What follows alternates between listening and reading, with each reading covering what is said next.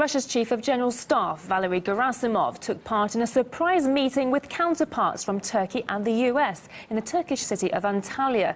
The focus of the discussion was security issues in Syria and Iraq. RT's Lizzie Phelan has more.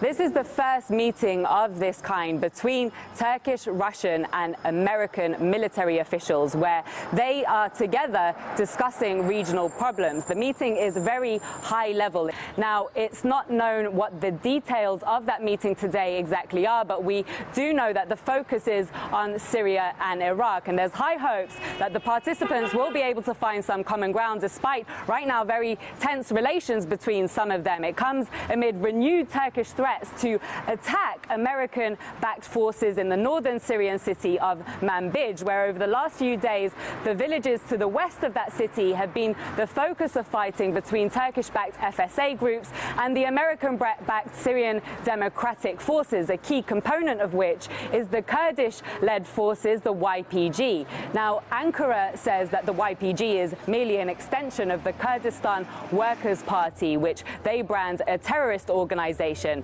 Meanwhile, the Americans have deployed armored military vehicles into Manbij in order to warn Turkey, essentially, not to attack their allies and instead for all factions to focus on the fight against ISIS. Now, complicating the situation even further, the YPG have reportedly agreed to surrender some villages to the Syrian government, of course, who's supported by Russia, in order to ward off that Turkish threat. So a very complicated situation right now. Nevertheless, there is, as I said, high hopes that the participants at that meeting will be able to find some kind of compromise.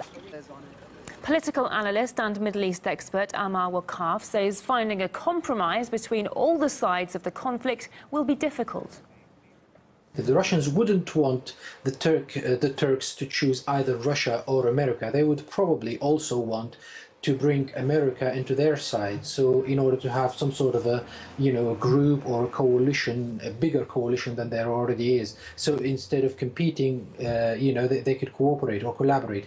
The Turks probably ditched the position of the previous administrations, and they went on with Russia, probably hoping that the new administration would come and say, look, you don't need to go closer to Russia more than this, and we can help you. And this is not happening yet.